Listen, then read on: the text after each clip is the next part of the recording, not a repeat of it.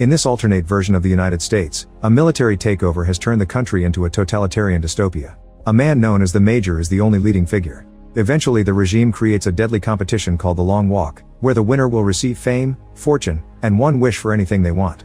The entire event is broadcast on national television, and for many people it's their only chance to escape poverty. Volunteers sign up for the competition and a lottery chooses 50 to compete. The only competitor from the state of Maine is Ray, who is being taken to the event by his mother Ginny. The mood in the car is clearly tense and Ginny wishes Ray would change his mind about competing, but Ray reminds her it's not her decision to make. When they arrive at the location, Ginny hugs Ray tightly and breaks down as she says goodbye. Afterward Ray goes through the front gate and meets Peter, who is very friendly. In fact, most of the players appear to be friendly and soon they're all happily chatting while waiting for the event to start. Curly keeps pacing while trying to hide how nervous he is, and the other boys notice he looks very young. He claims to be 18 but nobody believes him. Soon the Major arrives and gives each boy a metal tag with their assigned number, telling them that they're men now. Then he gives a speech, reminding them that the Long Walk was created to inspire and reintegrate the value of work ethic in a country that has been struggling financially since the war. Every year after the event there's a spike in production, so the Major truly thinks this works and the nation's problem is just laziness. While he talks, the competitors are given bracelets that will measure their speed. Next the Major goes over the rules. Everyone must walk until there's only one person left and there's no finish line. They have to keep a speed of 3 miles per hour, and if they fall below that, they get a warning. If they can't make speed in 10 seconds, they get another warning. At 3 warnings, they'll be shot. Stepping off the pavement will get them shot without warning. The Major ends his speech by making everyone cheer and shoots his gun in the air to officially start the competition. The boys start walking and military trucks follow them down the road as they record everything. The area is empty and bleak because crowds are only allowed on the final stretch. At the beginning only those who live near the road can come out to watch. A cop salutes as the boys pass by and an annoyed Gary gives him the finger before spitting on the ground. At first everyone is serious and concentrated, but by mile 5 many of the boys are chatting. Stebbins slows down a little and immediately gets a warning, so he fixes his speed. The other boys wonder if it was a strategy to test the limits. Gary has to stop walking when he feels a rock in his shoe and soon the soldiers are giving him the warnings.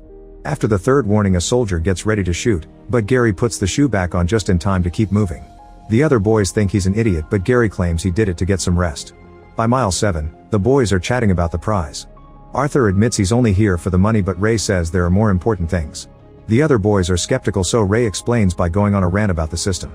The government makes them believe they're volunteering to participate, but actually the system has made them so poor and desperate that they're here because they have no better choice. Some of the boys think it's not a good idea to talk negatively about the Long Walk on camera, but Peter is impressed and agrees they should use the money to help people. Then Peter lights a cigarette. Hank warns him that it's a bad idea, but Arthur asks him to share. Their teasing is interrupted by Richard pushing through. He's writing down everyone's names and numbers because he wants to write a book about the Long Walk that will make him famous. Peter thinks it's dumb because if he wins, he'll already be rich and famous. Sometime later Curly yells in pain because he feels a cramp in his legs. He starts to slow down and the soldiers warn him, so Ray helps Curly walk while he and Peter keep encouraging him with words. Feeling motivated, Curly tries to keep moving on his own, but the pain is too much and he collapses on the ground. After the third warning, a soldier shoots Curly in the head. The shock causes Ray to slow down and he receives a warning too, so Peter pushes him to move faster. Moments later the Major appears on the road with a speech for Curly, saying that a comrade has fallen and he must be remembered fondly for his bravery. Ray asks a soldier for a refill for his canteen and touches the man's gun in the process as a way to knock on wood. When Peter needs to relieve himself, he just pees in the middle of the road. By mile 17, they see a girl near the road holding a sign and cheering for Ray. The other boys tease him for having a fan, even though she's too young. Suddenly a boy has a seizure and collapses on the road. The soldiers start giving the warnings while Gary jumps over him, mocking him for hiding medical issues. Soon the soldiers shoot the sick boy and Gary says everyone should be happy because they have less competition. On mile 25, Gary starts harassing a boy named Rank, who at first tries to ignore him. However, when Gary insults his mother, Rank gets angry and tries to punch him. Gary dodges all his blows and Rank ends up falling pretty hard on the ground.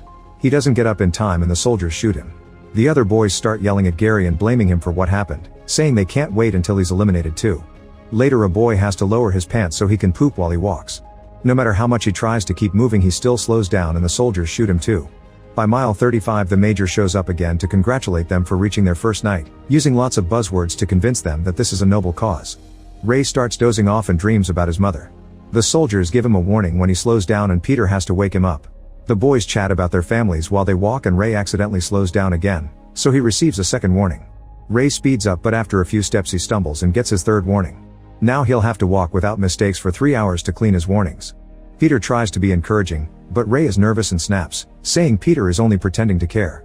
At that moment the group reaches a steep hill that makes it extra hard to walk. Soon everyone is getting tired and several boys fall, so they get shot. Ray tries to ignore all the death behind him but has to deal with Gary mocking him. Eventually Ray starts to slow down but Peter catches him just in time. Ray appreciates it and apologizes for his outburst earlier. In the morning, the boys reach mile 59. After all the deaths on the hill last night there are only 18 players left. By mile 67 Hank is barely hanging on. Peter tries checking on him but Hank snaps and tells him off. Meanwhile Richard has been walking with a twisted ankle and he's finally slowing down. The soldiers warn him and Ray tries to encourage him to keep moving, but Richard can't take it anymore and collapses. A soldier shoots him in the head while two children watch nearby. When the walk reaches 100 miles, the major reappears to congratulate them. A boy tries to use the chance to escape by running into a building, but the soldiers immediately shoot him down. At mile 103, the boys discuss what they'll do with their wish and Peter says he'd ask for 2 winners instead of 1. Ray wants to change the entire system, but the others point out that the wish can't directly alter the state. They get frustrated so they start cursing the major and the competition. In the evening it starts raining pretty heavily. Ray can barely stay awake so Peter is helping him walk. In the morning they reach mile 144 and Arthur stops to poop. The soldiers quickly warn him so he has to keep going before finishing.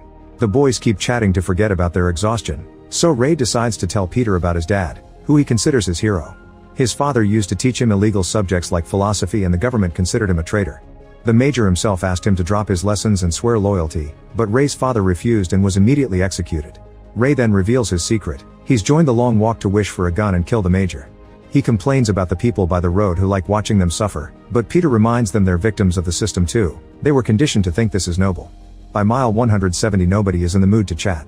A boy with bleeding feet can't take it anymore and begs the soldiers for help as he tries to climb on a tank. A soldier immediately knocks him down and the tank runs over his legs. He still receives the warnings while he screams in pain and eventually is shot in the head. The scene causes another boy to lose his mind and he takes off his clothes before running off the road, which gets him shot too. Hank then notices that he's lost a tooth. In the evening the group reaches mile 201 and Hank is barely standing. Ray tries to encourage him, but Hank is done. He turns around and approaches the soldiers in a truck, which gets him shot down in the spot. A devastated Arthur runs to hold his friend as he dies and receives a warning, so Ray has to pull him away to save him. The next morning they reach mile 209 with only 6 boys left. They remember that Hank had a wife and agree that the winner will donate some of the prize money to her. Their conversation doesn't include Gary, who starts feeling left out. He approaches Ray and reveals that Rank's death has been haunting him since it happened, but he never truly meant for the boy to die. Gary apologizes but also insists it wasn't his fault. He promises to donate money to Hank's wife too, so the group agrees to include him in their comradeship.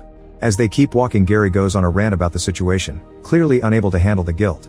After snapping at the others, he walks ahead and uses a spoon to self-delete. The soldiers still give him the warnings and shoot him in the head as usual. On mile 260, the boys try to keep the mood up by singing. On the 5th day they reach mile 278 and take the road to the Ray's hometown. Kali thinks Ray's lucky because he'll get to see his mother, but Ray thinks it's a curse because he'll have to abandon her again. By mile 286 they start crossing the town and one of Ray's boots comes apart. Arthur points out that an uneven balance will make things harder so Ray takes off both shoes, revealing that his feet have been bleeding. When he sees Ginny nearby, Ray can't help it and runs to try to hug her. Ginny steps back and urges him to stay on the road while Peter pulls Ray just in time to stop the soldiers from shooting. Ray yells a final apology to his crying mother as he realizes he's no better than his father. As the walk continues Peter tells Ray about his own family. His parents died during the war and he was sent to live with his uncle, who beat him until he died when Peter was 10. Afterward Peter had to survive on the streets by stealing and fighting. One day during a fight, his opponent slashed his face with a knife and Peter ended up in the hospital. He blamed himself for what happened and that day he promised to always find the light even during the darkest times. If he wins, he'll use the money to help orphans. By mile 306, Stebbins points out that they shouldn't help each other anymore or this will never end. The others agree even if it makes them feel awful. When Arthur's nose starts bleeding, the others have to pretend not to care. This causes Kali to snap, so he runs ahead and steals a gun from a soldier to shoot him to death. The boys are devastated to watch how Kali is shot down in return. Kali refuses to let them have his death too and self-deletes before they can finish him. At mile 324, Arthur's nosebleed gets worse. Peter and Ray drop the deal and help him walk, but Arthur knows he doesn't have too much time left. He begs his friends to give his locket to his grandmother when they win. Arthur also asks them not to turn around before he pulls away from them. He walks toward the truck and the soldiers quickly kill him. Night falls by mile 326. The 3 final players cross a bridge while the major keeps talking to them. Ray is annoyed and starts insulting him, but the major isn't bothered. He thinks those are the killer instincts needed by a winner. Stebbins uses the chance to reveal that he's one of the Major's dozens of illegitimate sons and his wish is to live in his father's house. However, he can feel his organs failing and he wants this to end already. Stebbins says it's been an honor to walk with them and that he's happy that the winner will be Peter or Ray. Then he stops walking and the soldiers shoot him down without his father caring.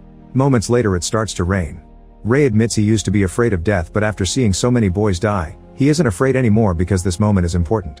By mile 331 the duo reaches a town where a huge crowd is cheering for them. Peter stops and says he wants to give up so Ray can reunite with his mother, but Ray refuses and convinces him to keep going. Then Peter walks ahead, unaware that Ray has stopped behind him. Soon the soldiers shoot him down and Peter tries to come back for him, but since he's the winner the soldiers drag him away. Ray tells Peter that he loves him and apologizes to his mother before the Major appears to execute the final shot that kills him. The crowd cheers and fireworks fill the sky while Peter has a breakdown. The Major congratulates Peter and asks for his wish. Peter says he wants a soldier's gun so he can pass it to his kids one day as a symbol of his victory. The soldiers are wary but the Major tells them to grant his wish since Peter is a good man. As soon as Peter grabs the gun he points it at the Major, who tries to calm him down and reminds him of the fame and fortune. A crying Peter just replies this is for Ray before shooting the Major on the spot. Then he drops the gun and walks away. Make sure to subscribe and turn on notifications so you can watch more videos like this. Thanks for watching.